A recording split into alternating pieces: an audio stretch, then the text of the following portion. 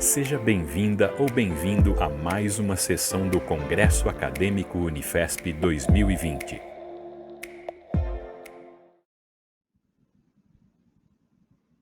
Boa tarde a todos, boa tarde a todas. Nós vamos dar início a mais uma sessão do nosso Congresso Acadêmico Unifesp 2020 e é um prazer enorme estar com essas pessoas aqui. Vocês vão conhecer várias delas, vão rever quem já conhece algumas outras, e eu tive o prazer de ler e de entender um pouco o trabalho de vários deles, especificamente em ordem do professor, doutor José Miguel Piqué.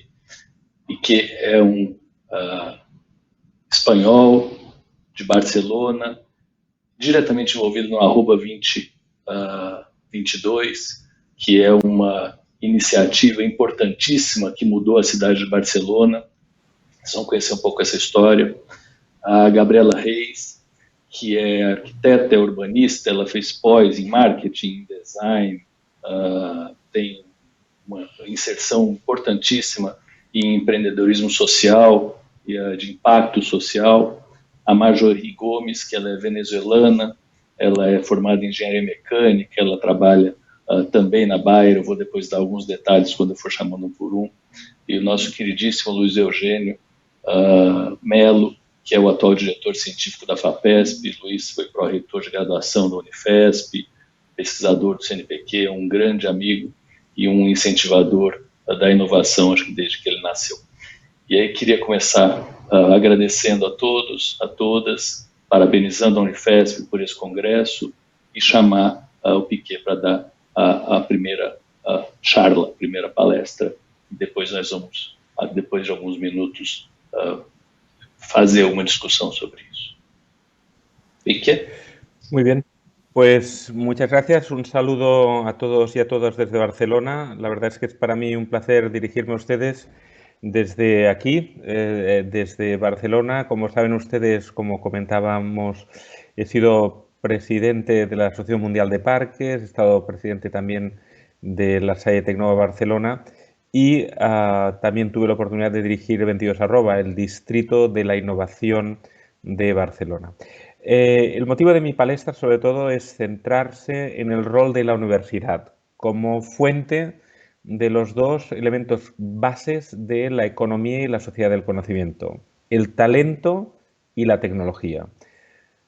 El resultado de nuestra formación, de los programas de grado y posgrado, másteres y doctorado, es capacitar a personas. Por tanto, estamos hablando de talento. Y el segundo output y la segunda función universitaria es, sin ninguna duda, la pesquisa, la investigación. El resultado es la tecnología. Los dos elementos, talento y tecnología, son los elementos claves que una universidad provee al ecosistema para el desarrollo de la sociedad y de la economía del conocimiento. Y es ahí cuando empezamos a ver que en el proceso de valorización del talento y la tecnología uno puede transferir el talento hacia el mercado con una bolsa de trabajo, por tanto, con ocupación. También puede transferir tecnología mediante transferencia tecnológica, pero lo que está claro es que uno de los elementos claves del impacto de la universidad en su entorno es cuando es fuente no solo de talento y tecnología, sino fuente de emprendeduría, fuente de disrupción, fuente de transferencia tecnológica mediante la creación de empresas de base tecnológica. Es ahí donde empezamos a ver que más allá de la primera función universitaria, la docencia, la segunda función universitaria, la pesquisa, la investigación, la tercera función es la función impacto, y ese impacto lo podemos desarrollar mediante empresas de base tecnológica que sean creación de empresas provenientes del talento universitario y de la pesquisa. Ahí vemos modelos como iCorps de la National Science Foundation, donde promueven el emprendedurismo de base tecnológica de los grupos de investigación.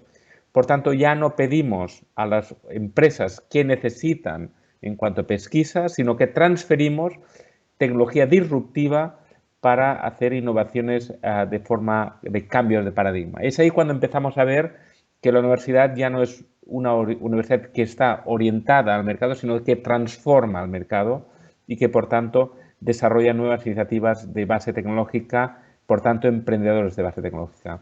Ahí empezamos a comprobar que la universidad tiene que transformarse en universidad emprendedora, una universidad que educa en emprendedurismo, una universidad que es capaz de asegurar que sus alumnos crean startups, una universidad que es capaz de transferir tecnología, una universidad que es capaz de promover que los profesores sean academic entrepreneurs, por tanto, profesores que están promoviendo también la creación de valor, pero sobre todo una universidad que se conecta con el ecosistema.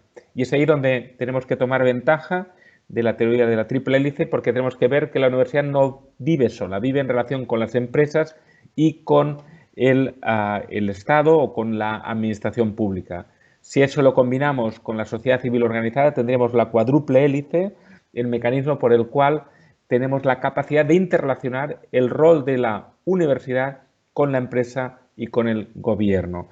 Importante esta acción porque significa que la universidad avanza en su papel de liderazgo en la transformación económica y social. Les podría poner ejemplos claros, como los que estoy acompañando ahora, en el caso de Porto Alegre, donde la alianza de universidades, la Universidad Federal, en este caso Unisinos y también la PUC, han hecho una alianza universitaria para que conjuntamente, más que competir, es colaborar para promover el gran pacto para la innovación de Porto Alegre. Ha sido el sistema universitario quien ha liderado el que la universidad, conjuntamente con gobierno y con empresa, desarrolle actividades de visión y de desafío. Por tanto, es importante ver que la universidad ya no trabaja sola, trabaja en relación al tejido empresarial y trabaja en relación al gobierno. Al gobierno, ¿por qué? No solo por las necesidades de innovación pública, sino también porque esa triple hélice, conjuntamente con la sociedad civil organizada, articula el verdadero ecosistema emprendedor, por tanto, articula el verdadero ecosistema innovador. Es en este sentido que, en la medida que las universidades que estamos promoviendo desde el ámbito de la pesquisa, desde el ámbito de la investigación, son universidades emprendedoras, tienen que ser universidades de impacto. ¿Qué significa?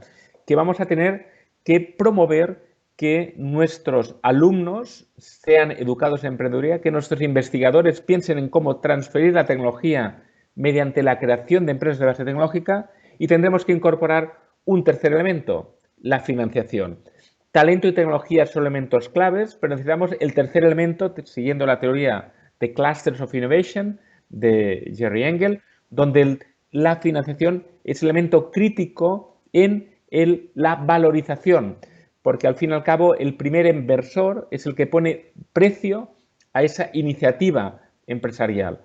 Es ahí donde empezamos a ver la importancia de crear caminos del crecimiento al lado del entorno universitario, caminos de ángeles inversores, con los que son los primeros inversores, de venture capital y también obviamente de corporate venturing. Es decir, un camino para que esa iniciativa investigadora, cuando encuentra al mercado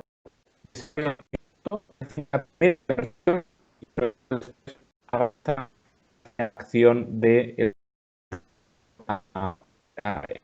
crecimiento.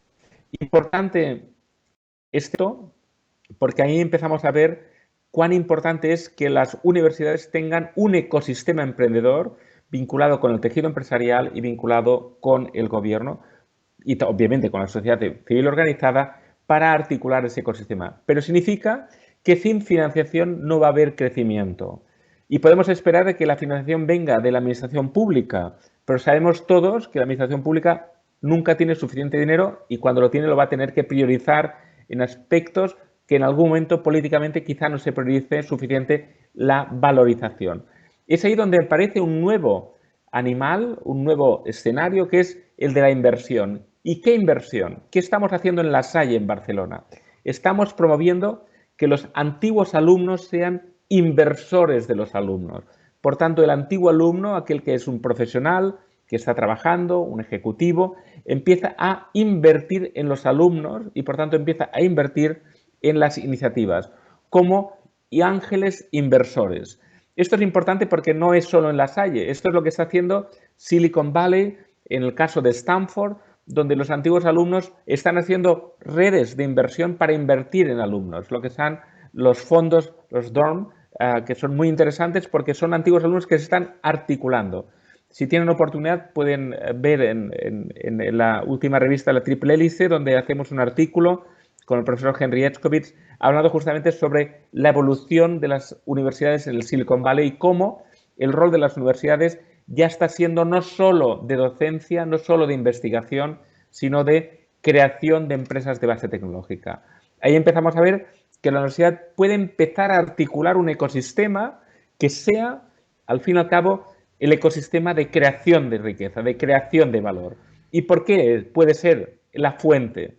Porque si vamos al siglo XIX, íbamos cerca de los ríos para buscar la fuente energética o cerca de las minas para buscar las fuentes energéticas o, en su caso, materia prima. El siglo XXI es el siglo del talento y el talento y la tecnología. ¿Dónde está la mina? ¿Dónde está la fuente de ese talento y tecnología? Es la universidad. Es ahí, como entendimos en Barcelona, que la apuesta del 22 un distrito de la innovación que se ha articulado y se ha creado invitando a universidades que se implanten en un distrito totalmente degradado. Por tanto, la universidad está siendo fuente de creación de riqueza, por tanto, fuente de desarrollo económico, pero también fuente de transformación social.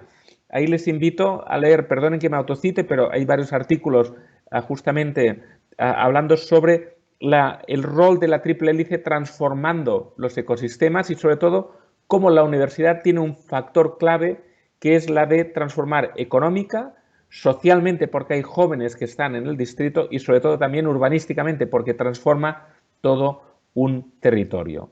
Por tanto, como medida y como idea fuerza, querría trasladar la importancia de universidad emprendedora, aquella que no solo hace docencia y hace investigación, sino que transfiere talento y tecnología mediante creación de empresas de base tecnológica, que además se conecta con empresas y conecta con gobierno y con sociedad civil organizada. Y al final crea un ecosistema. En el caso de La Salle, ese ecosistema lo hemos articulado creando un parque tecnológico dentro del campus universitario, donde todos los alumnos que quieran pueden crear su empresa. Con un minuto de cambio cambian del aula a la oficina, del aula a la incubadora, del aula a la aceleradora. Aún más, hay alumnos que ya reciben las clases dentro del parque, dentro del ecosistema. Por tanto, y ya para acabar mi intervención, para dar espacio al resto de los intervinientes, importante los conceptos de talento, tecnología y financiación, teoría de la Clusters of Innovation, pueden buscarla con el papel de Jerome Engel, UC Berkeley, tenemos algún artículo también conjunto.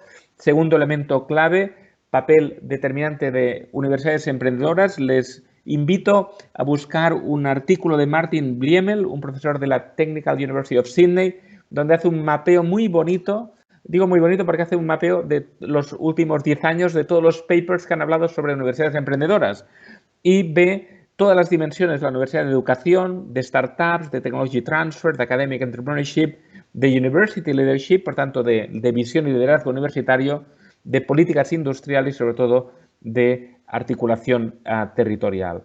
Importante estas teorías porque nos dan fuerza para entender que la universidad ya no es un agente al servicio de, es una fuente de transformación. Por tanto, es una fuente de desarrollo de cualquier territorio. No es tan cuán grande es esta universidad, es cuán inteligente es en alinear todos sus agentes para el desarrollo en la transformación económica y social. Importante la teoría de la triple hélice, cuádruple, quintuple hélice, sí nos sirve para interpretar muy bien el rol de la universidad en relación con el gobierno y en relación con las empresas y la sociedad civil organizada. Esta articulación de la triple hélice nos ayuda a entender que no estamos trabajando solos, sino que la universidad tiene que estar en relación con los agentes del ecosistema. Y por último, y para acabar, la importancia del desarrollo del talento y la tecnología, pero sobre todo de distritos de innovación. Es ahí donde vemos modelos como el 22 donde actualmente en 200 hectáreas degradadas que en el año 2000 estaban totalmente en una situación muy, muy crítica, actualmente hay más de 90.000 trabajadores, más de 8.000 empresas y está siendo la zona de referencia en Barcelona para el desarrollo económico. Importante, por tanto, ver esa función clave de la universidad como fuente de talento y tecnología. Pero no olviden un elemento, no solo el alumno, sino el antiguo alumno como inversor del alumno.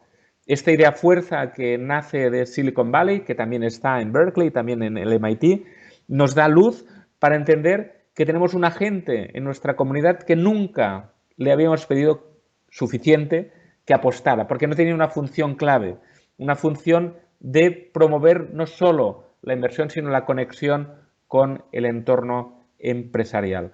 Es ahí donde invito a, si quieren después podré compartir algunos de los papers que he ido citando, pero invito a los presentes a hacer una verdadera transformación de sus entornos gracias al desarrollo económico y social, gracias al talento, la tecnología y la financiación. Con estos 15 minutos de reloj, creo que me faltan 30 segundos, quedo a su disposición para cualquier pregunta y cualquier comentario que quieran realizar. Devuelvo la palabra al moderador. Gracias. Piquet, muitíssimo obrigado. Eu não falei de propósito que você é o vice-presidente da rede dos parques científicos e tecnológicos, você foi o CEO do 22 Arroba, você criou termos como a ecologia da inovação, que eu acho que é um termo fantástico. Dentro do 22 Arroba existem conceitos como uma porcentagem das habitações são para a população de baixa renda, então são vivendas sociais, como você coloca. Você colocou e ajudou e testemunhou a inserção de artistas dentro de empresas, e isso seria muito interessante de você dizer depois qual foi o resultado disso. E em uma das colocações que você faz, você fala do Knowledge City, que vai da ciência para a tecnologia, para o company e para o market, deixando o mercado como alguém muito importante na formatação desse ecossistema todo. Eu só queria te perguntar, e depois nas perguntas mais globais eu acho que a gente consegue avançar um pouco nisso, aonde isso começa? Porque em São Paulo, talvez você conheça a iniciativa, e o Luiz conhece bastante bem, do CIT, que é uma área onde tinha uma central de abastecimento, que se chama CEAGESP, numa das marginais, e que foi tido como um eventual polo. E me parece muito, e foi claro, você sabe disso, bastante inspirado no Arroba 22, nessa formatação. Mas os paulistas que olham para a área da CEAGESP têm uma dificuldade de enxergar o distrito que vocês construíram em Barcelona naquela área, embora seja muito clara a valorização em termos não só científicos, mas também imobiliários e de todo o empreendimento em volta que se faz a partir de um movimento que inicialmente teve aí 200 milhões de dólares de investimento. Mas a pergunta específica é como isso começa? Quem começa? En el proyecto de Sao Paulo, porque he visitado varias veces, he sido invitado para poder compartir con IPT, el Instituto de Pesquisa Tecnológica, o ITP como tal, y ahí la verdad es que es muy interesante el ejercicio. Esto es un proyecto complejo y como cualquier proyecto complejo uno tiene que entender todos los elementos. Ahí está la capa urbana, la capa económica y la capa social y después la capa de gobernanza. Ahí compartí y desarrollé una metodología que también está publicada en el Congreso Mundial de Parques Científicos, que al final uno empieza en la fase de incepción, lanzamiento, crecimiento y madurez. Y en cada capa uno tiene que hacer funciones. La primera capa urbana, sin ninguna duda, es el planeamiento urbano y las infraestructuras para la construcción. En la capa científico-tecnológica y económica significa hacer una cadena de valor de ciencia, tecnología, empresa, mercado. Por tanto, los grupos de pesquisa conectados con el mercado y con un entorno claramente innovador. Pero sobre todo es una capa social en la dimensión de atraer, retener y crear talento. Y la creación de talento pasa por la inclusión social, pasa por, como hicimos en el 22 Arroba, involucrar a todos los jóvenes, los chicos y niños y niñas, crianzas que estaban en el distrito para que tomaran el ascensor social. Este es el verdadero éxito del 22@, la inclusión también social en la base de la educación, en la base del ascensor social y también en la vivienda. Y después un modelo de gobernanza que permita articular a todos los agentes en una mesa que universidad, empresa, administración y sociedad civil organizada pactan la visión, pactan la estrategia y pactan las acciones como tal. Piquet, muito obrigado. O seu passaporte brasileiro já vai estar carimbado para você vir aqui ajudar-nos, né, Luiz, a fazer essa transformação. Que, na verdade, começa, e eu vou passar já para a Gabriela, em Minas Gerais. Aí eu não sei se vocês sabem que Minas Gerais tem tido um protagonismo importantíssimo no processo de inovação brasileira, e nós da Unifesp temos uma relação extremamente boa, e no começo com bastante inveja, viu, Gabriela, da UFMG, e agora com muita proximidade, mas uma inveja muito boa de tudo que é feito em Minas, e vocês fazem quietinhos, e depois que a coisa está funcionando, eu entendi, aí vocês fazem o regramento em cima do que já está funcionando. Esse é um aprendizado fundamental e importante. Mas a Gabriela, como eu falei, arquiteta, urbanista, tem pós em várias coisas, agora ela, como qualquer bom inovador, é curioso e está fazendo análise de comportamento humano, que provavelmente é a coisa mais importante que a gente tem, e ela apoia organizações e empreendedores no desenho de projetos, negócios, para tornar a sociedade mais justa, com impacto positivo para a mesma. Eu acho que essa é a definição mais interessante do empreendedorismo social. Já trabalhou com ribeirinhos indígenas no Pantanal, ela é professora convidada da Dom Cabral, consultora da IUNUS, que é a organização mundial fundada pelo Nobel da Paz, a IUNUS, e ela é cofundadora e membro alumni, e é muito interessante que Piquet coloca como alumni também, né, quem participando do processo de melhoria e de continuidade dessas iniciativas, do Global Shapers Belo Horizonte, que é uma iniciativa do Fórum Econômico Mundial. E, Gabriela, eu acho que a gente podia começar, claro que você vai falar o que você quiser, mas você fala muito de negócios de impacto social e não de inovação social. Depois, se você topar dar aonde fica cada um desses termos, a gente ia agradecer muito. A palavra é sua, Gabriela. Bem-vinda. Claro, boa tarde. Eu que agradeço. Bom, acho que eu vou começar por aí, então, na verdade, né? Qual que é a diferença entre inovação social e negócios de impacto social ou ambiental? Na verdade, todo negócio de impacto socioambiental, ele promove algum tipo de inovação, né? Mas nem toda inovação precisa ser feita via um negócio, pode ser feita via população ou via uma organização do terceiro setor, via governo, mas o meu foco é principalmente aí na parte de negócios.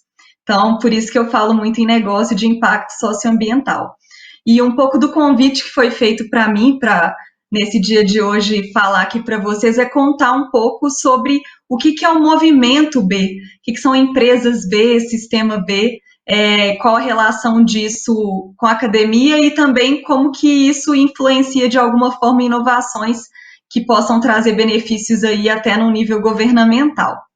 Bom, eu venho falar sobre isso um pouco hoje porque eu sou uma multiplicadora do Sistema B, que é um movimento de empresas que existe, na verdade, no mundo inteiro, mas chama Sistema B aqui na América Latina e no Brasil, e é uma organização que foi criada para trabalhar em parceria com o B-Lab, que é uma certificadora internacional, que busca identificar quem são as organizações que, de fato, promovem algum tipo de impacto positivo para a sociedade, que, para além de se verem como melhores, as empresas melhores para o mundo, elas querem, claro, sim, fazer algo para que tenham um melhor desempenho, mas elas também buscam serem melhores para o mundo. Então, elas veem a transformação da sociedade como um critério aí importante, assim como a lucratividade, por exemplo. Então, esse movimento de empresas B que acontece aí ao longo do mundo, ele tem o objetivo, então, de criar negócios que tenham uma visão de construção de uma economia mais inclusiva, mais equitativa, mais regenerativa, tanto para as pessoas como também para o planeta.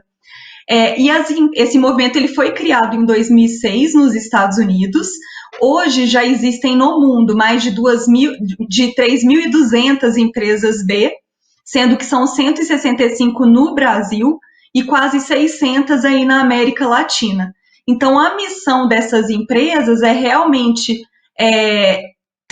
trazer para a economia um novo modelo de medir sucesso e favorecer, então, um ecossistema aí que utiliza a força do mercado, quer dizer, a venda de produtos ou serviços, para solucionar problemas sociais e ambientais. Geralmente, a gente pensa que ou você faz negócio ou você promove transformação no mundo. E dentro desse movimento, a gente pensa que os negócios podem ser um mecanismo para essa transformação. As empresas B, então, elas são aquelas que passam por essa certificação, que é uma certificação que olha aí alguns pilares. Primeiro, questões ligadas à governança da empresa, principalmente olhando para questões de transparência. Vai olhar também para a relação com os trabalhadores, relação com a comunidade no entorno dessa empresa, relação com o meio ambiente e qual que é o modelo de negócio e se entre os clientes dessa empresa existem, por exemplo, públicos em vulnerabilidade, que precisam de ter acesso a algum tipo de serviço ou produto que geralmente não tem, que pode favorecer uma mudança na sua realidade. Então, essas empresas passam por uma certificação, não é algo muito simples, mas a certificação ela é vista não como um fim, e sim como um meio, uma jornada para uma evolução. É um caminho, e inclusive, a cada 3 anos a empresa, para se recertificar, ela precisa ter uma evolução, né, na sua pontuação, para que realmente ela esteja cada vez mais evoluindo na sua forma de se relacionar aí com o seu entorno. Hoje as empresas B com certeza não são tão boas como as empresas B de daqui a 20 anos, porque isso é uma jornada de evolução, né?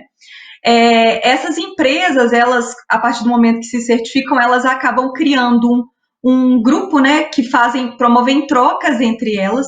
Existem muita conexão, muitos eventos e principalmente conexão para pensar, né, em como melhorar todo esse ecossistema. Hoje no Brasil a gente tem a Natura como a maior empresa B, mas existem outras também, a Mãe Terra, que é uma das empresas de dentro da Unilever, a Movida. Fora do Brasil existem várias, algumas que a gente vê aqui atuando no Brasil são a Ben & Jerry's de sorvete, não sei se vocês conhecem, e também temos na América Latina a Patagônia, que é uma empresa na área de moda. E ainda não são empresas B, mas estão nesse movimento, e a gente pode dizer porque elas divulgam publicamente. A gente tem a Danone e a Gerdau aí nesse processo. Por que esse movimento ele se mostra tão importante? A gente, por mais que tenha evoluído aí, né, ao longo de toda a história da humanidade, a gente ainda tem problemas básicos, né, como a pobreza e a desigualdade. O Brasil, inclusive, é um dos países considerados aí pela ONU mais desiguais do mundo. E nesse momento que a gente vive a pandemia, a economia ela fica mais, existe mais um desafio aí econômico que virá. E aí a gente pensar em aumentar esse movimento e fortalecer esse movimento é muito importante para que a gente consiga sair dessa crise, talvez superando alguns desses desafios que virão por aí, né? E todo esse movimento B, além de promover essa maior consciência para as empresas, também busca trabalhar algumas questões tangíveis ligadas ao governo.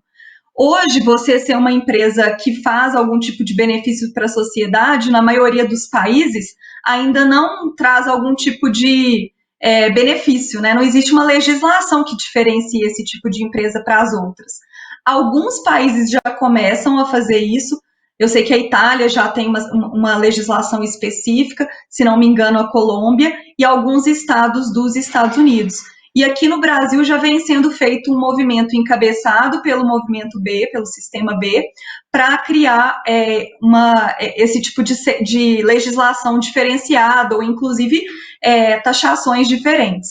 A gente tem o N-Impacto, que foi um decreto do governo, um decreto presidencial feito em 2017, que é a Estratégia Nacional de Investimentos e Negócios de Impacto, que envolve uma série de players, tanto do mercado quanto governamentais, puxado pela Subsecretaria de Inovação do Ministério da Economia, e então faz uma articulação em diversos órgãos e entidades para trabalhar 5 eixos estratégicos. Primeiro, ampliar a oferta de capital para negócios que tenham esse objetivo de promover algum tipo de impacto social ou ambiental, aumentar a quantidade desses tipos de negócio, e aí a universidade tem um papel muito importante, a academia, fortalecer organizações que fomentam esse tipo de negócio, promover um ambiente institucional e normativo favorável a esses investimentos, que é onde o sistema B atua muito, e fortalecer uma geração de dados que proporcione mais visibilidade a esses investimentos para os negócios de impacto. E por que a academia tem um papel muito importante? Eu, como professora também lá na Fundação, desenvolvo um trabalho nesse sentido.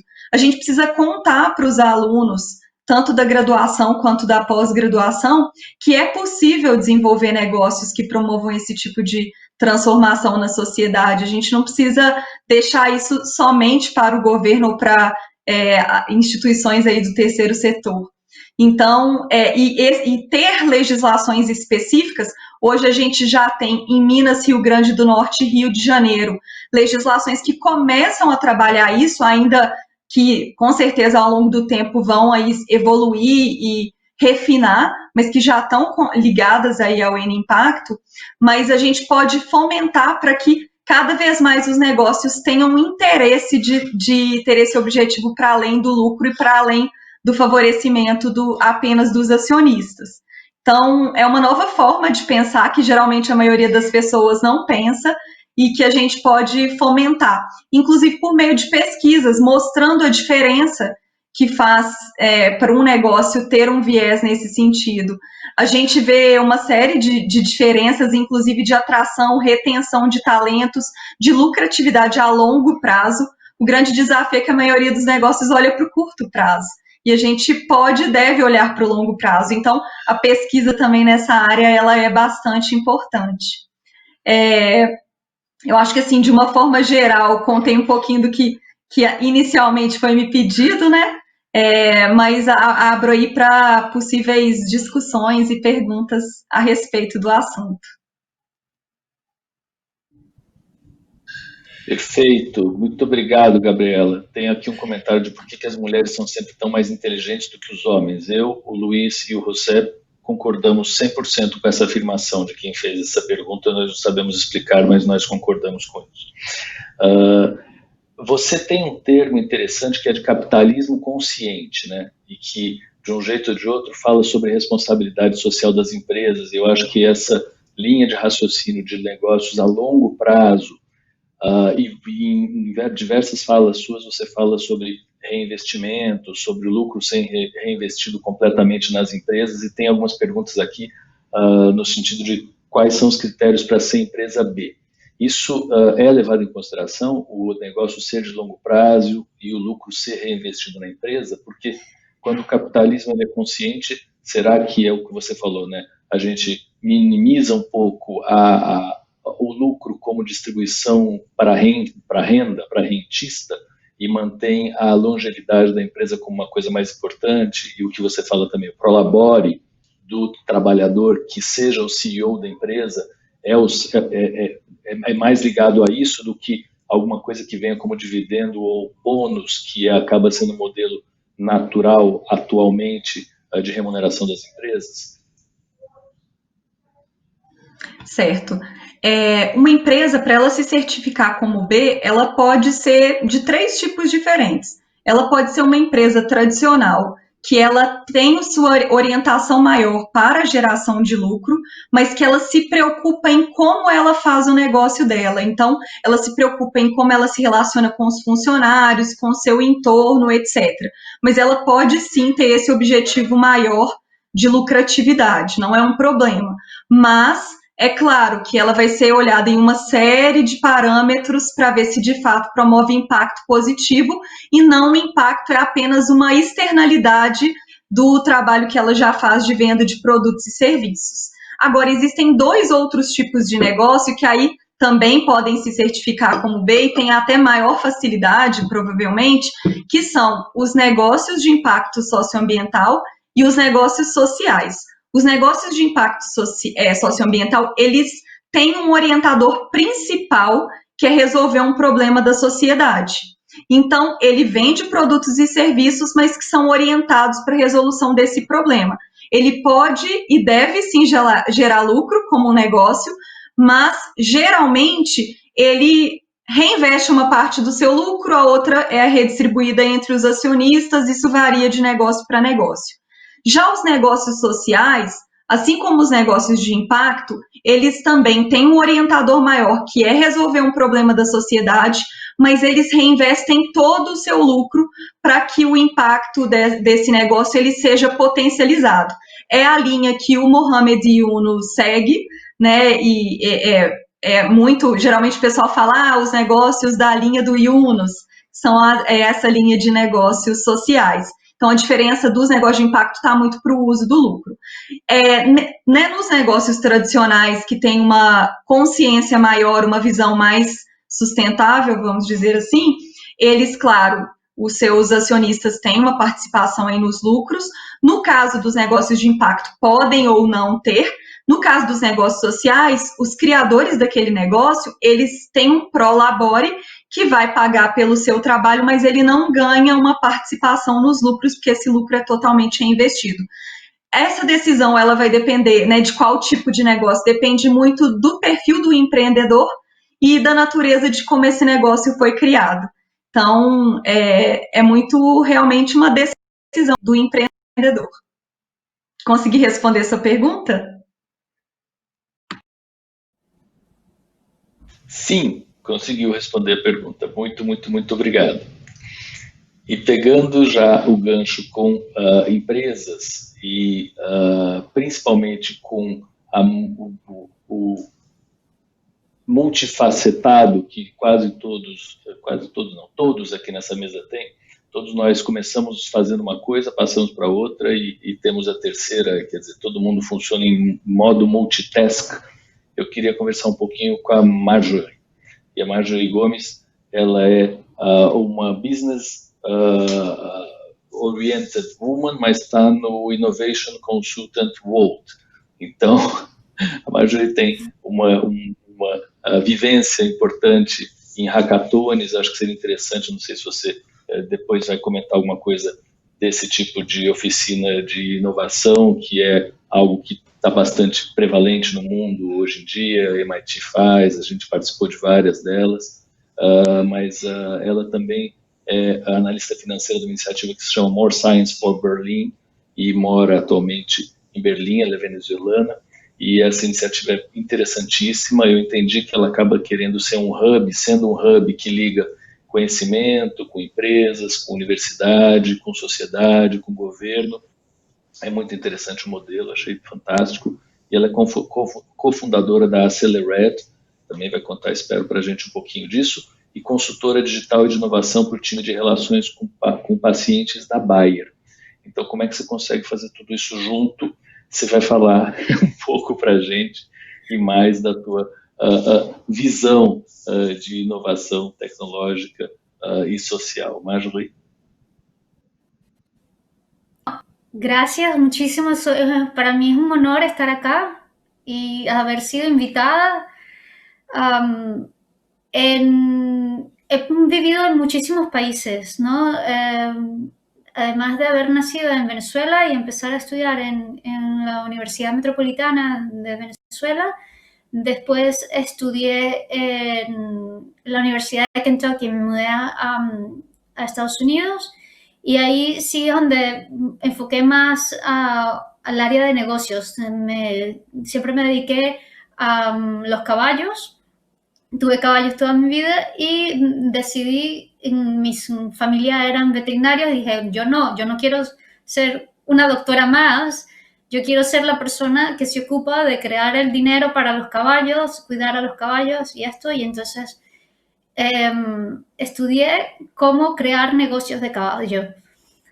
El mundo me llevó a otro sitio y terminé en Barcelona, viví en Barcelona por 7 años. Ahí fue donde empecé a trabajar con Bayer y estudié en la Universidad Pompeu Fabra Contabilidad.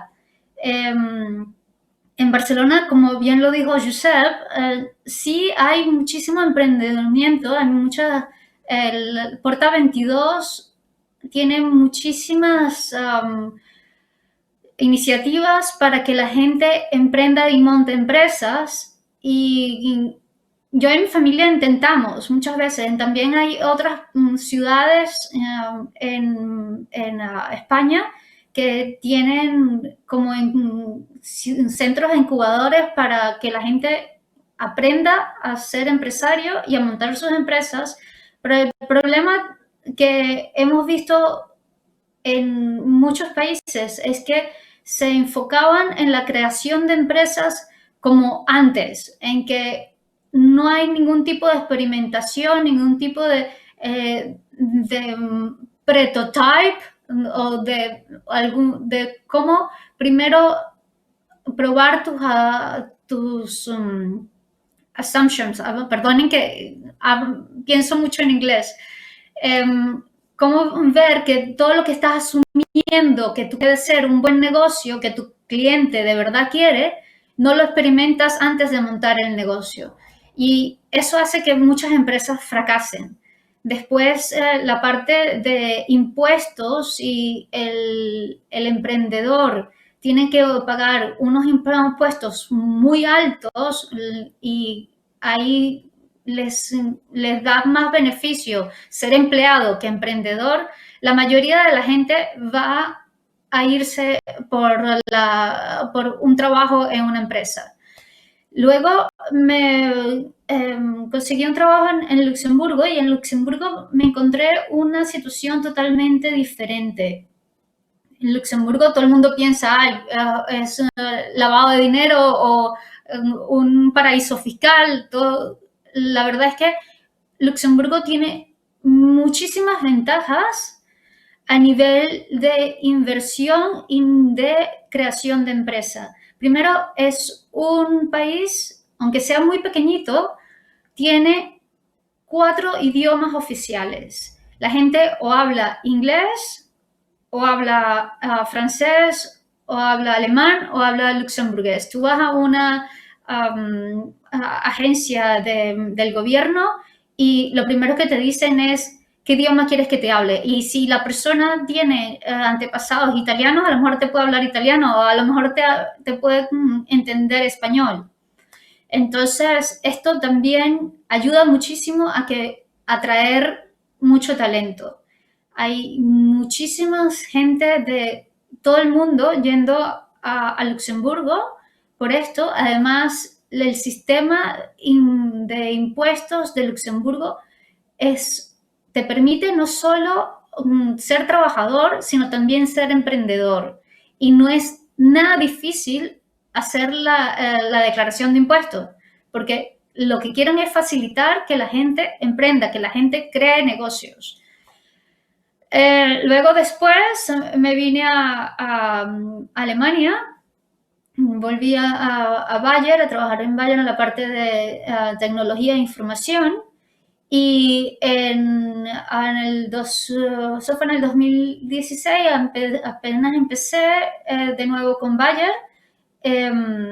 Bayer estaba impulsando mucho la innovación dentro de la empresa, porque no es solo el problema de que la sociedad o el gobierno cree una estructura para la innovación, también las empresas tienen que aprender a innovar, tienen que aprender a cómo crear el ecosistema y cómo conectarse con otros ecosistemas, porque la empresa sola no puede resolver todos los problemas. Tú no puedes tener la solución de todo el mundo.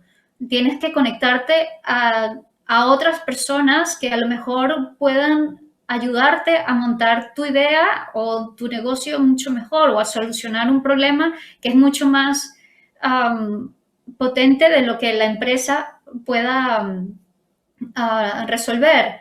Entonces, Bayer impulsó muchísimo la creación de ideas innovadoras a través de un grupo que le llamaron el Innovation Network, y crearon coaches para que la gente ayudara a otros a innovar. A los departamentos no tienen que ser ideas disruptivas, pero intentar de que la gente pensara fuera de lo normal, de la norma que tenían, de los procesos naturales.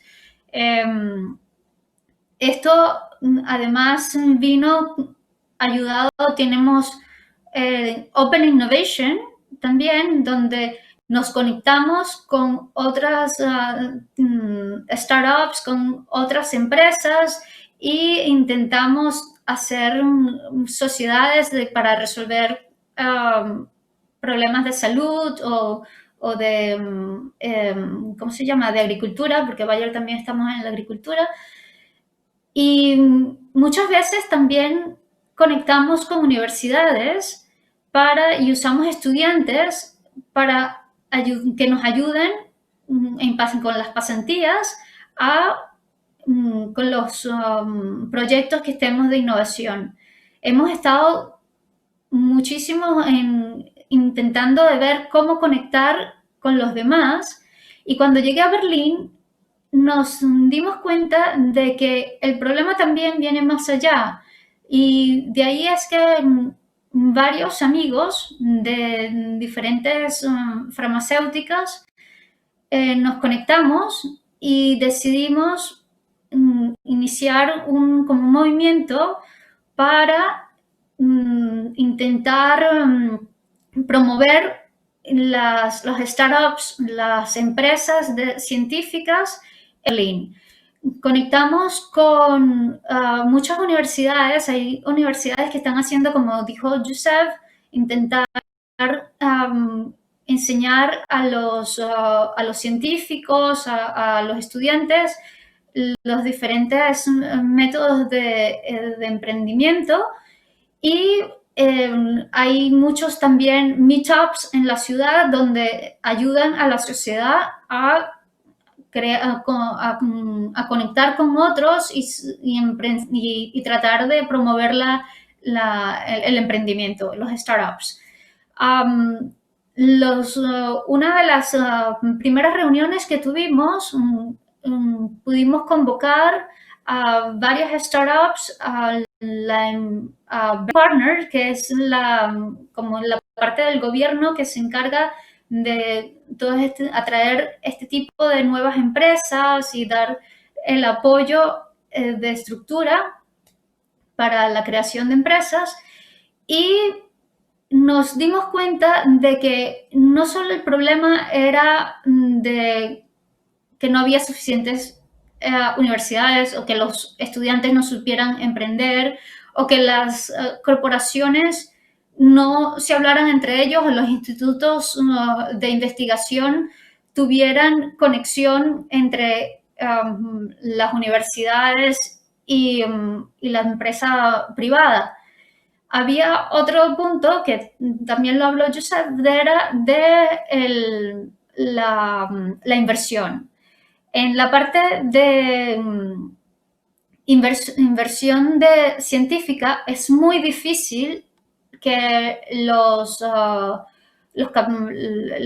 venture capitalists, no sé cómo se dice esto en castellano, perdonen, inviertan esto. La mayoría de los inversores les gusta invertir en cosas que ellos conocen. Si es algo que ellos no saben, como que sea alguna empresa de biotecnología, que ellos no tienen ningún tipo de conocimiento cómo actúan, ni tienen conocimiento de los procesos de estudios clínicos que hay por detrás, entonces intentan no invertir. Ellos prefieren irse por lo seguro, como las startups financieras, las fintech, pero atraer empresas, inversores a Berlín que quieran invertir en empresas científicas es muy difícil. Entonces, esto es algo que también estamos intentando ver cómo resolver, cómo también ayudamos al inversor a entender el habla científica, la investigación y todo este tipo de procesos para que ellos se sientan más seguros de que esto es la manera correcta para invertir, de que esto puede ser tan provechoso como cualquier otra empresa. La otra... ¡Ay, me fui! No, está ya. Pode concluir. Sí, entonces, bueno, en eso estamos. Estamos intentando ver cómo ayudamos a Berlín a atraer más científicos y cómo ayudamos a los inversores que ahora dicen que Boston es muchísimo más caro, que ya los precios para los inversores de emprender en startups en Estados Unidos está siendo muy, muy difícil. Entonces, queremos atraerlos a Berlín. ¿Alguna pregunta? Perfeito. Eu acho excelente convite. E nós trocaremos Boston por Berlim, né, Luiz? Sem pestanejar. A gente gosta muito do ecossistema europeu. E, por acaso, ontem eu estava vendo o preço das habitações em Berlim e em Boston, e por 1.100 euros você aluga um belo apartamento em Berlim, e por $2.500 você não aluga um belo apartamento em Boston. Então, acho que foi uma boa troca. Você está muito mais perto de lugares interessantes em Berlim do que você estaria em Boston. E só queria que talvez você complementasse alguma coisa em relação a o que é spin-off para o público que está assistindo a gente e o que é startup. E se a Bayer aposta em spin-offs, em empresas que saem dela mesma, se ela aposta em startup e se ela aparta, se ela faz com que as empresas que são mais novas funcionem como um speedboat. A gente usa termos em inglês o tempo todo, devia começar a usar termo em português, né, Luiz? De algum jeito, speedboat é um barco rápido, que você tem uma ideia interessante, em vez dessa ideia morrer dentro da empresa muito grande, coloca isso em um outro local para que isso ande rápido. Existe esse gerenciamento ou é uma coisa relativamente caótica que vai aparecendo? Nos encantaría que pudiéramos empezar a hacer spin-off, pero no, ellos todavía no hemos llegado ahí. No, más bien lo que se hace, hay una parte de Bayer que se ha hecho muy popular, se llama Grant for Apps, y ellos hacen un concurso anual donde, dependiendo de, nosotros decimos cuáles son los problemas que queremos resolver y ellos hacen los pitch, los startups compiten para resolver estos problemas y después nosotros nos asociamos con ellos, hacemos un tipo de partnership con ellos para ver si podemos resolver el problema conjunto. Pero spin-off, desgraciadamente, todavía no. Muito obrigado, Marjorie. E, por último, dizem que santo de casa não faz milagre, mas o Luiz fez. E, além de ser um querido amigo e de amigo não podia apresentar amigo, né, Luiz? A gente devia deixar para outras pessoas fazerem isso. Mas o Luiz, ele é graduado em Medicina pela Unifesp, pela Escola Paulista de Medicina, doutorado, pós-doutorado pela UCLA, livre-docente pela escola, titular da Fisiologia, estou te colocando já na oftalmologia, tão bom que você é.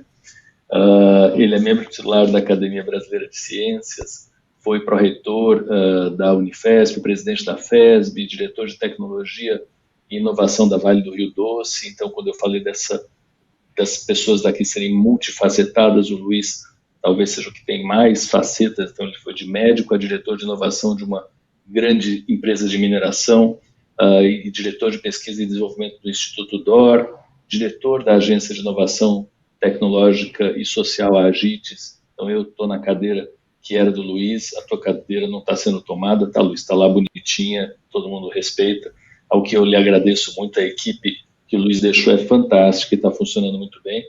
E ele é o atual diretor científico da FAPESP, que é a nossa maior agência de desenvolvimento tecnológico, de desenvolvimento científico, e eu vou me atrever a dizer que tecnológico e inovação também.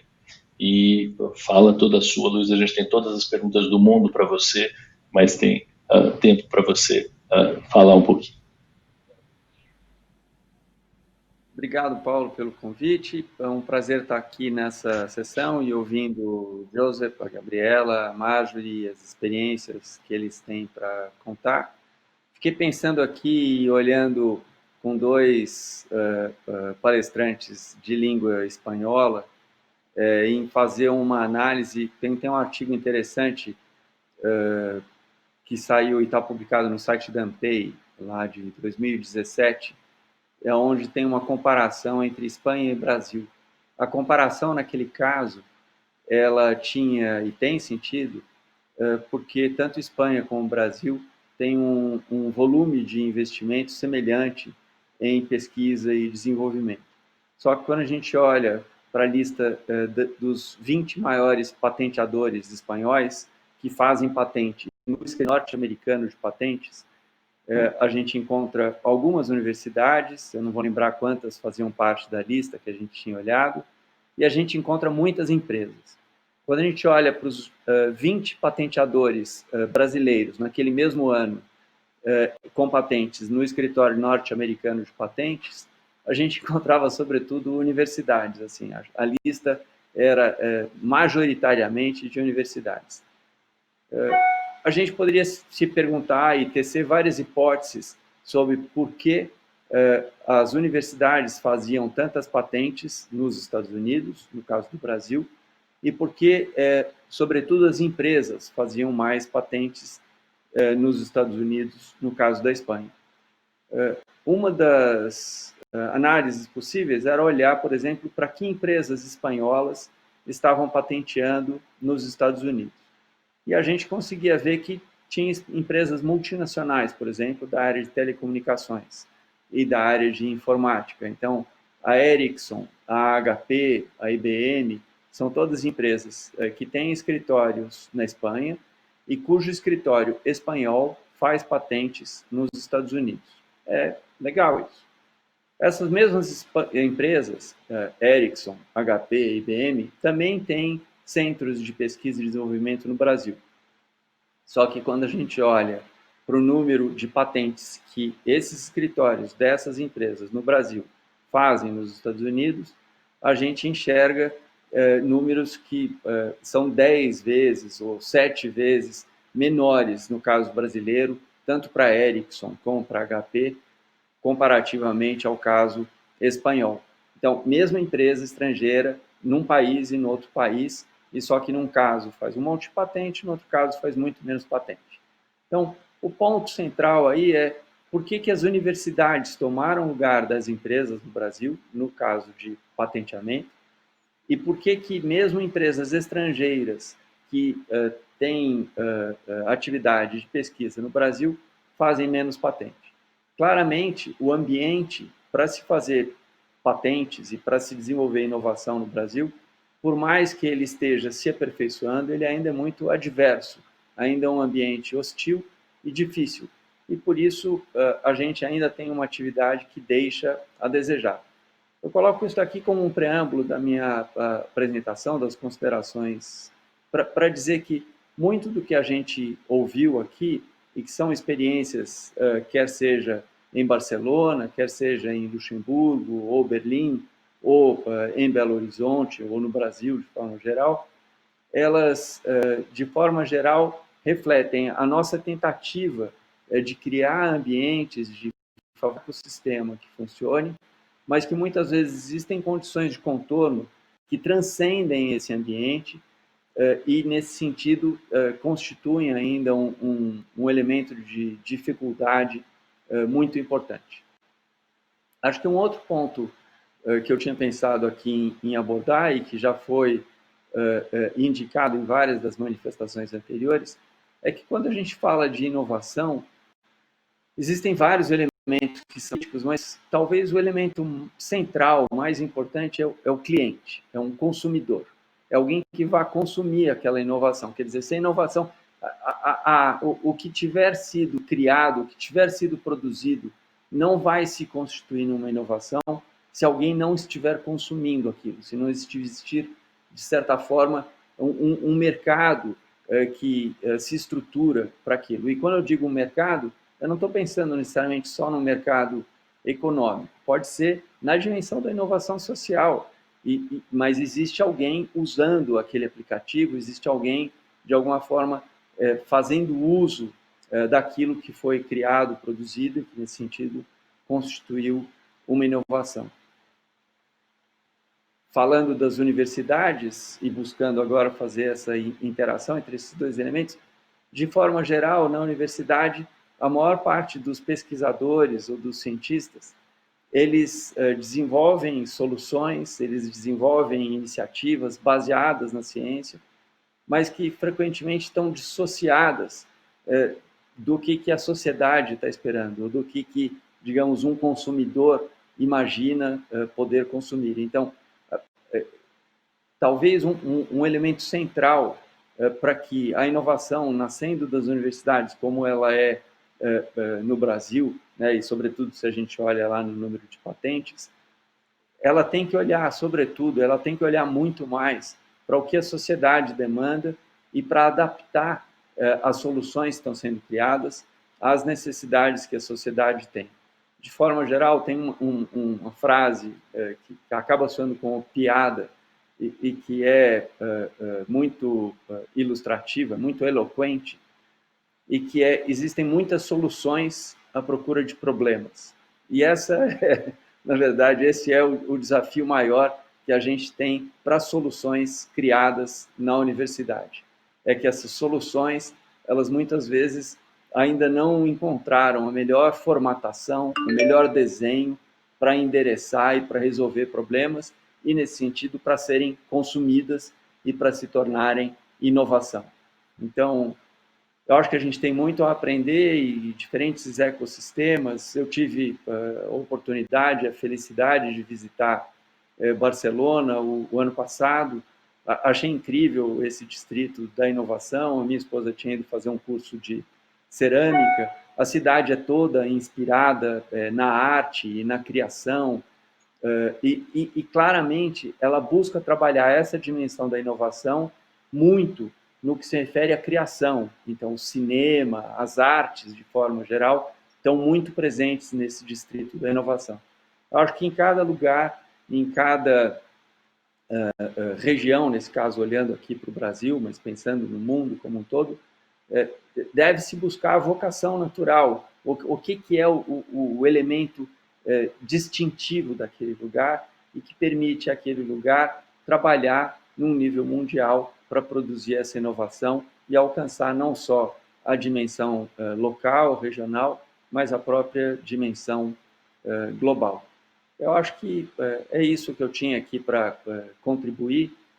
Eu assumi recentemente a diretoria científica da FAPESP. A FAPESP tem uma série de iniciativas muito importantes e muito relevantes em termos do fomento à inovação. Talvez a principal delas é o PIP, Pesquisa Inovativa para a Inovação, ou Pesquisa Inovativa nas Pequenas Empresas. E, nesse caso, o PIP é uma iniciativa que permite mesmo pessoas físicas que ainda não constituíram uma empresa, que ainda não têm o CNPJ, possam pedir recurso. O recurso no nível de entrada é certamente um recurso menor, mas os recursos podem ir subindo à medida que o projeto avança e podem chegar a uma ordem de R$1 milhão. É um projeto de muito êxito. Nessa epidemia da Covid, a gente tem algumas empresas, a Nanox, a MagnaMed, a Timpel, com sucesso, com vendas em nível mundial e que nasceram, em parte, fomentadas nesse programa de pesquisa inovativa em pequena empresa. Na dimensão social, a gente poderia falar dos programas de políticas públicas e aonde a gente gostaria de ver a ciência transbordando para influenciar a formulação de normas para a sociedade, ou movendo a sociedade e gerando um impacto de natureza social. É isso. Obrigado, Paulo, pelo convite para estar aqui. Estou aberto agora para a sessão de perguntas e respostas ou de debate. Obrigado, Luiz. É muito motivador ver você nas posições todas e com essa abertura de pensamento e de visão sobre as diversas instituições onde você habita e que trazem com certeza um oxigênio e um brilho muito especial para essas instituições. Queria só, antes de abrir para as perguntas, eu vou me dando o direito, como sendo moderador, de as minhas curiosidades. Essa é a vantagem de ser moderador, né? A gente pode perguntar antes dos outros. A gente fala muito em patente. Você me ensinou, e a gente tenta navegar por esse caminho, de que as patentes são importantes na hora que elas efetivam algum negócio, elas são parte de um negócio. Mas elas têm sido usadas no nosso meio acadêmico como um mérito em si. Então, ter uma patente é alguma coisa que ainda é muito valorizada dentro da academia. Como é que você enxerga, como é que a gente derruba isso de um jeito, assim, uma destruição criativa? Porque se simplesmente não passar a não ser mais importante, não é interessante, mas que ela tem importância em si também não é interessante. Como que a gente navega nesse mundo? Eu acho que é uma questão aí de amadurecimento ou de estágios de maturidade. E talvez a gente tenha tido de passar por uma etapa onde, primeiro, a nossa sociedade aprende a fazer patentes e consegue a concessão dessas patentes, e depois que essas patentes também alcançam o mundo exterior e são também concedidas no escritório europeu de patentes ou no escritório americano de patentes. E aí, na etapa subsequente, a gente tem que começar a pedir que essas patentes sejam licenciadas e que elas gerem negócios. Porque, senão, até o momento anterior, elas representaram só custo. É muito grande o número de universidades que têm um escritório de patentes e que o escritório de patentes custa mais caro, a manutenção dessas patentes custa mais caro do que os royalties que são obtidos por parte dessas patentes. Na prática, a patente significa, sobretudo, é um título, né? Um documento, que eu peguei um guardanapo aqui para dar um valor bem pequeno, é um documento que fala assim, você tem, se alguém quiser explorar isso daí, ou se você quiser explorar isso daí, você tem um direito de obter recursos financeiros. Mas se ninguém explorar, ele é só um papel que ficou inútil. E as pessoas têm apreço por papéis e querem muito esse sentido de propriedade. Na prática, esse papel daqui ele vai continuar valendo nada se ninguém estiver comercializando, se ninguém estiver usando. E a primeira coisa é que alguém tem que usar. Então, o que acontece é que todo pesquisador, ele acha que quando ele tem uma patente, ele tem o bilhete premiado da loteria, ele tem um bilhete que vale milhões. E na prática, aquele bilhete não vale nada, porque a loteria não correu, e pode ser que, inclusive, ninguém, aquela extração daquela loteria nem vai acontecer. Então, eu acho que faz parte de um processo de amadurecimento e a nossa sociedade tem que agora crescer para buscar aí para essa dimensão da comercialização ou da interação ou quando eu digo comercialização, não precisa existir dinheiro, né? É um termo errado, mas é assim, é que o uso, aquela patente precisa ser colocada em uso, ela precisa produzir alguma coisa que alguém consuma, que seja usado pela sociedade. E aí, a partir desse momento, a patente constitui inovação, e aí, a partir desse momento, há até o potencial dela gerar resultados econômicos. Obrigado, Luiz. Compartilhamos e aprendi muito com você e tenho repetido esse teu mantra, junto com o mantra que eu não sei exatamente quem da agência de inovação da USP falou, que patente concedida é paper que ninguém nunca leu. Patente pedida é um paper que você submeteu. Então, a gente no paper sabe bastante bem qual é o valor. Você tem um paper submetido e um paper que ninguém nunca leu. Acho que é muito boa essa. Piquet, o que é inovação?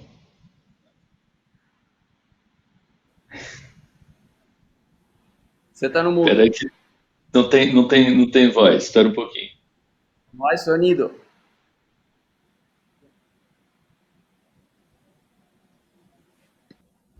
Ainda não.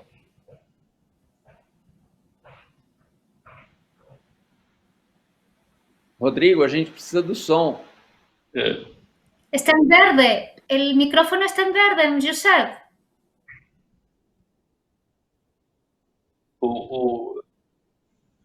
Sí, para mí está mudo.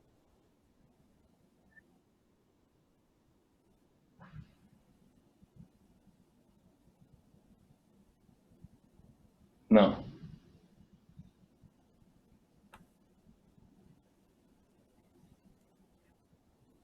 Tá bom.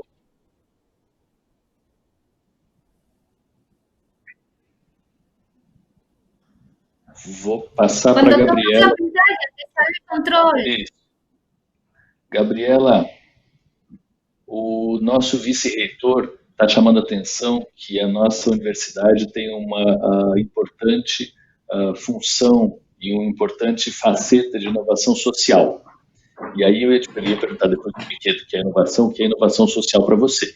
Mas a gente tem navegado bastante na inovação social, inovação em políticas públicas. Você já falou um pouco de inovação social. Você vê essa interação de universidades com a sociedade, principalmente com empresas, aí vamos puxar para as empresas B, e essas são várias perguntas que têm sido colocadas aqui, como é que a universidade se junta a empresas B, com as inovações sociais como um campo já relativamente pavimentado. Você falou muito da formação de recursos humanos e do entendimento de como funciona o sistema de inovação através da universidade. Como mais você vê a universidade como ator, ou atriz, ou ator nesse processo? Uhum. A universidade, muitas vezes, ela desenvolve uma série de estudos, tanto teóricos como, às vezes, até um pouco mais práticos, no sentido da extensão, de pensar em tecnologias que possam melhorar a vida das pessoas, né? E aí isso acontece em vários campos e em várias áreas. Só que muitas vezes, até casa um pouco com o que o Luiz Eugênio falou, muitas vezes o que é desenvolvido como ou método ou tecnologia fica no teórico ou fica no prático, mas numa escala menor, e poderia, numa conexão com o negócio, ser levado para muito mais pessoas e ganhar escala ou ser replicado. Então, eu vejo assim um potencial muito grande da academia, trabalhando a constituição de negócios junto com seus alunos, ou se associando a negócios já existentes, conseguir fazer com que aquilo que ela desenvolve como inteligência, que possa realmente ser levado e colocado no mercado de forma financeiramente sustentável, para que ajude mais pessoas, né? Então, eu vejo essa principal conexão aí, além das outras que a gente já havia falado. Né? Até participando de um painel em um outro evento com professores, a gente falou muito nisso, né? Da importância de criar uma conexão. Às vezes tem um negócio que não tem uma tecnologia a ser colocada no mercado e uma tecnologia que não sabe como levar ela para mais pessoas. Então, acho que esse casamento aí é perfeito, né? Tem desafios, mas tem um grande ganho aí. É a tripla hélice rodando, né? E a engrenagem funcionando. Piquet conseguiu o microfone.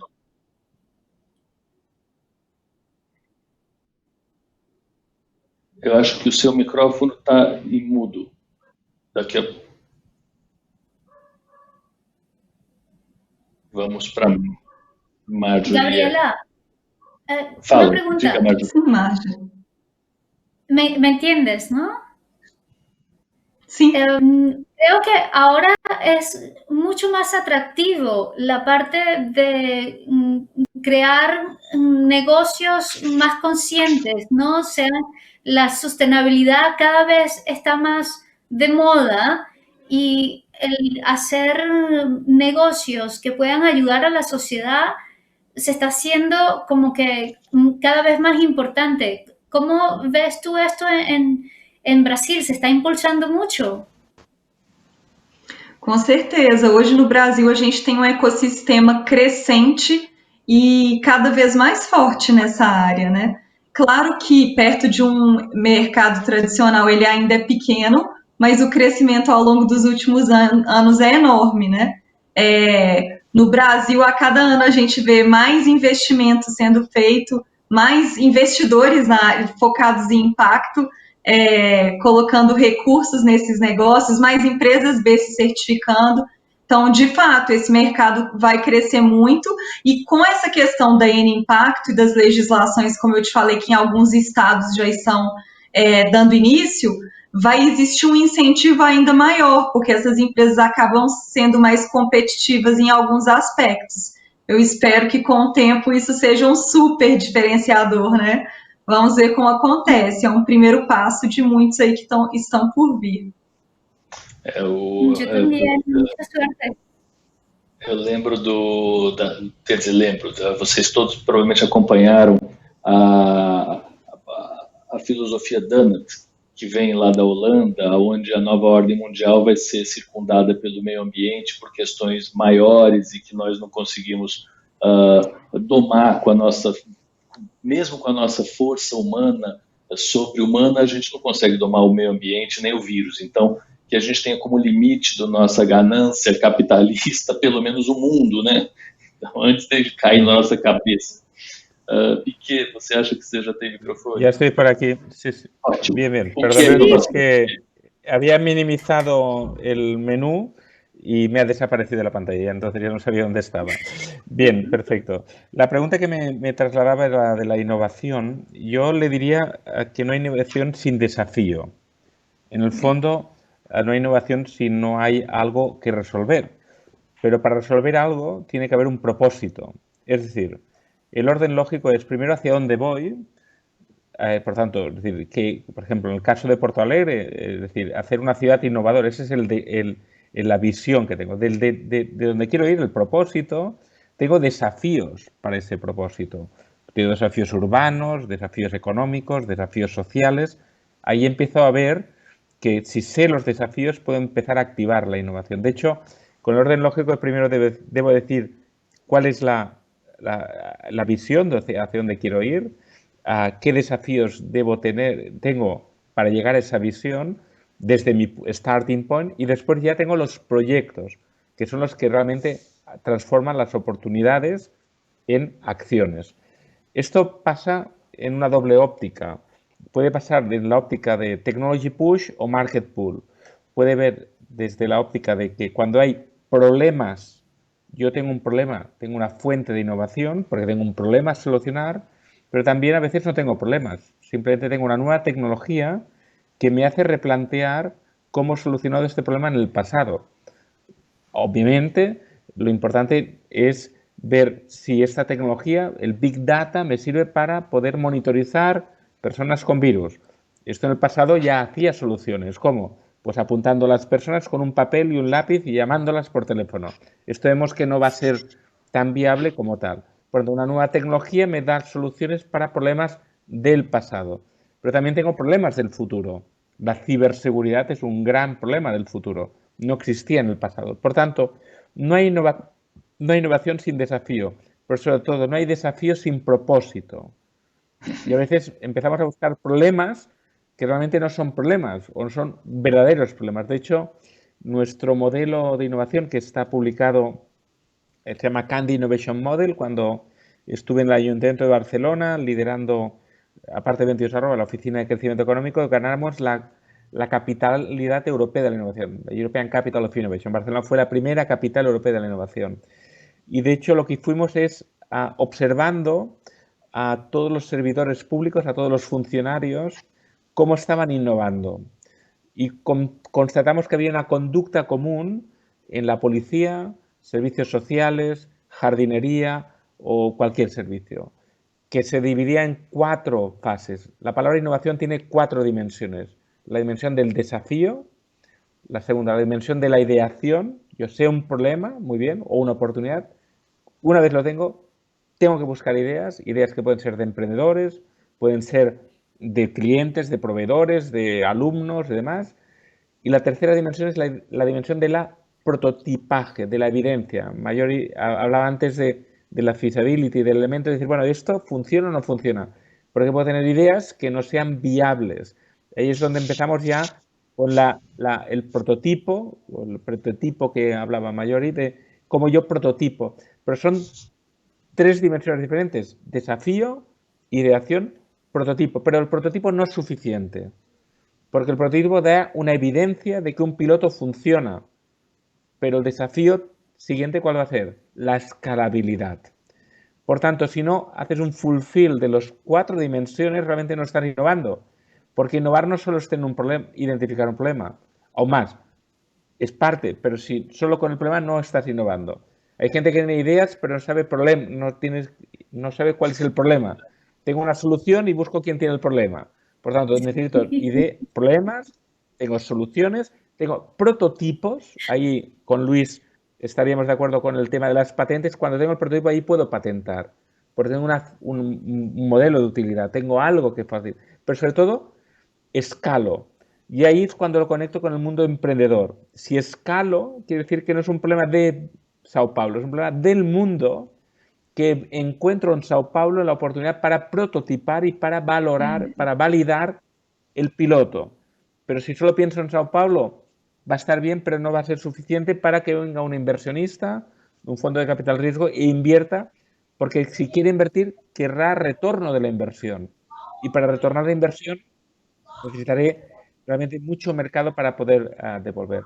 Y digo retorno a la inversión aunque sea non-profit, es decir, hay empresas de impacto social. Nosotros en Barcelona tenemos Ship2B, que es un fondo de capital riesgo social. Pide y exige a las iniciativas sociales que también sean escalables, que sean eficientes, que haya un retorno, aparte de económico, para la sostenibilidad del proyecto, también para el impacto, sociedades de impacto que impactan pues, en muchas más personas. No solo me quedo en mi microentorno. Por tanto, la innovación tiene 4 palabras detrás: desafío, ideación, prototipaje y escalabilidad. Pero tiene otra palabra, si lo mira por detrás, que es la palabra velocidad.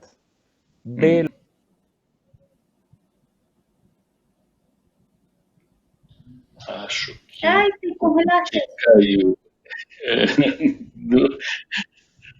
Oi, que caiu. Fantástico, eu achei ótimo. Prototipagem local, escala global, né? Acho que, Piquet, você estava falando da velocidade. Correcto. El factor Sí. velocidad en el crecimiento. Correcto. Ahí está. Ya he dicho todo lo que tenía que decir. Que quizá Mayori puede complementar alguna cosa. No, me encantó lo que dices, porque en los hackatones, la mayoría empezamos el hackathon con los pitches de los grupos, y en el de Latinoamérica contra COVID-19, yo era como que lo único que hablan es de crear 2000 apps para algo, pero tiene que ser una app. Y yo digo, no lo puedo creer, porque a veces estamos el buzzword, primero viene la tecnología y después es que, ay, ¿y cómo es que lo puedo hacer? Y digo, bueno, ¿y cuál es el problema que quieres resolver? ¿Cuál exactamente? ¿Has definido el problema? Y la gente está tan, no, primero quiero usar tal tecnología. Y no se enfocan en cuál es la utilidad. La tecnología es lo que va a dar la escalabilidad y la velocidad, hablando Josep. Pero no tiene que venir primero. Claro. Correcto. Aún así, exigirnos poner tecnología, la palabra mayoría hablaba claramente, tecnología es escalabilidad, pero obviamente la tecnología adecuada. Escalar un error es escalar un error, por tanto es mejor antes de escalar es prototipar y ver si tiene sentido o no. No por hacer Sí. una cosa con blockchain va a ser mejor. Tengo que ver que el blockchain resuelve algo. Pero en cualquier caso, eso también va con el ámbito social, ¿eh? De hecho, nosotros, como las Salle, saben que está en 80 países, también está en Brasil, en Canoas, bueno, en Río, bueno, en muchísimas escuelas. Estamos haciendo un programa con escuelas de emprendeduría social, de niños y niñas que resuelven el desafío de su entorno, que básicamente es un desafío de su entorno de las ODS, de Objetivos de Desarrollo Sostenible. Cómo los desafíos del mundo se manifiestan en mi entorno. Puede ser plástico, puede ser pobreza, puede ser educación. Los niños y niñas están desarrollando soluciones para su microentorno. Eso es innovación. No hace falta tener alta tecnología para innovar. Lo que hace falta es mirar muy bien el problema y empezar a ver qué instrumentos tengo en la fase de ideación para resolver ese problema. Si utilizo la tecnología, podré escalar rápidamente y, sobre todo, podré realmente dar mucha capacidad, bueno, mucha velocidad en la acción, porque sin tecnología es muy complejo. Si para doblar la empresa tengo que necesitar doblar los recursos, pues ahí no hay economías y, por tanto, la tecnología ahí es cuando lo que nos da el espacio. Muito, muito obrigado, Piquet. Você dá uma cara muito concreta e Marjorie também para o que a gente está falando. E eu queria passar para a Gabriela para as últimas palavras dela e depois eu vou fazer uma provocação importante para o Luiz Eugênio. Prepare-se. Gabriela. Sim. Bom, eu acho que eu já trouxe, né, uma visão aí da questão das empresas, né, do papel das empresas e dessa correlação com a universidade. Queria mais era agradecer mesmo a oportunidade de escutar tantas coisas, aprender com vocês e poder compartilhar um pouquinho também sobre o movimento. E fico à disposição aí para quem quiser tirar alguma dúvida. Não sei se dá para a gente deixar os nossos contatos, mas meu e-mail é olá@gabrielareis.com, fico à disposição aí. Falei que os mineiros são muito mais espertos do que a gente. O e-mail é fantástico. A gente estava falando de inovação social e em políticas públicas, e a nossa universidade é conhecida assim como inovadora em política pública desde a época da Escola Paulista de Medicina. Tanto que a gente não precisou colocar política pública no Instituto de Estudos Avançados, porque ela já era parte do DNA da universidade. E hoje a gente teve uma conversa com o pessoal da ENAP, da Escola Nacional de Administração Pública de Brasília, que é uma iniciativa muito interessante, perto do governo federal, que tenta inovar processos do executivo a nível central e sub-Brasília, estados e municípios. E uma das provocações que a gente fez, porque eles têm uma missão de formação de recursos humanos, de executivos governamentais. Então, como é que você capacita o ministro da infraestrutura? E aí eu provoquei, e queria também ouvir tua opinião, se a gente conseguiria inovar no processo seletivo, até anotei aqui, no processo seletivo para cargos de livre nomeação. E aí a gente eventualmente teria um comitê de busca em todos os institutos federais e as universidades federais para cargos do tipo pró-reitor, diretor da agência de inovação. Eu poderia ir para Paraíba, alguém do Ceará poderia vir para cá, a gente poderia ter um reitor que vem da Federal de Pelotas, mas com passado por um processo de maturação, vamos dizer assim, para aprender a ser, porque eu aprendi a ser um mal, comparado a você, Luiz, gestor na marra. Não tive treinamento nenhum para ser gestor, muito menos de equipe, muito menos de serviço público, que está cheio de pegadinhas. E a gente tem esses mecanismos. Esse mecanismo de inovação no serviço público, você acha possível ou é um sonho de muitas décadas? Quanto tempo demora para a gente poder fazer um comitê de busca aberto para um reitor de uma universidade, dentre as universidades todas? Acho que todo sonho é possível, mas na prática, vou para essa questão da maturidade da sociedade, eu acho que a sociedade brasileira ainda pensa muito no nível da família, do nós e eles, né? E nesse sentido, esse corporativismo em quaisquer organizações, ele ainda é muito presente. Contrariamente aos norte-americanos, a nossa mobilidade ainda é muito baixa. É difícil você tirar uma pessoa de Porto Alegre e fazer com que ela more feliz em São Paulo e vice-versa. E ainda que, claro, existam gaúchos morando aqui, existam paulistas morando lá, mas é muito baixa a nossa mobilidade ainda. E é muito baixa também, é muito restrita a nossa circulação entre diferentes ambientes, entre o público e o privado, e da instituição A para a instituição B. A gente tem que progredir muito ainda nesse sentido para poder institucionalizar esse processo. Agora, eu acho que existe uma base que avança e que é justamente essa que a gente está usando aqui, os meios digitais, e a gente tem pessoas que estão aqui. Suponho que a Marjorie está em Berlim, e suponho que o Joseph está em Barcelona, e suponho que a Gabriela está em Belo Horizonte, e você, Paulo, suponho que está na cidade de São Paulo, e eu adianto que eu estou em Gonçalves, sul de Minas. Então, na prática, cada um está num canto e a gente se conecta e cada vez mais isso tem se tornado realidade. A epidemia que a gente está vivendo acelerou o processo de uso de ferramentas digitais e acelerou a integração em uma escala global. Então, eu certamente, nesse período que eu estou diretor científico da FAPESP, eu já teria feito umas 3 viagens internacionais. Ia ter um evento na África do Sul, e aí tinha um outro evento em Genebra, e tinha, assim, agora você faz a mesma viagem pelo computador, sem sair da sua casa, e a reunião acontece.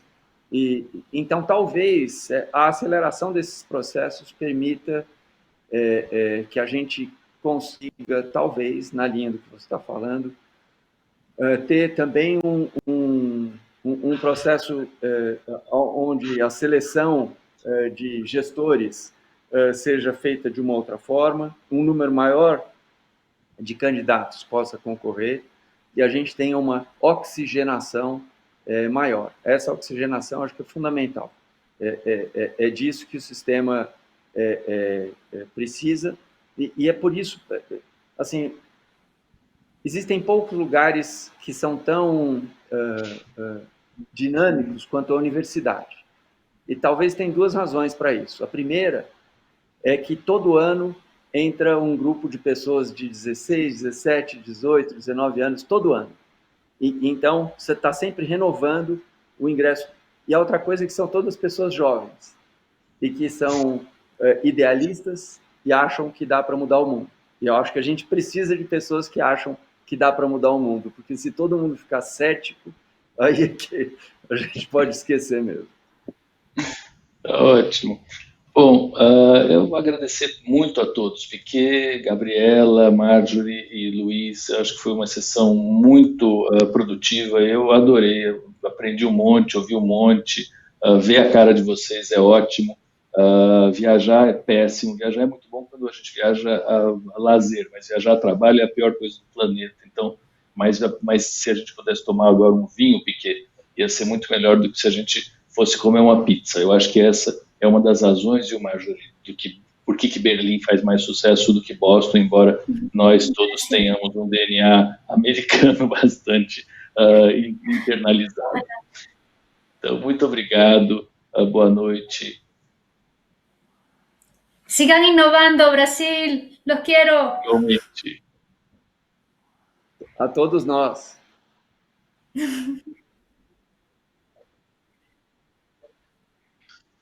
Muito bom. Me gostou muito. Sí. Sim. Piquet, se cuida. Take care. Lo tendré que visitar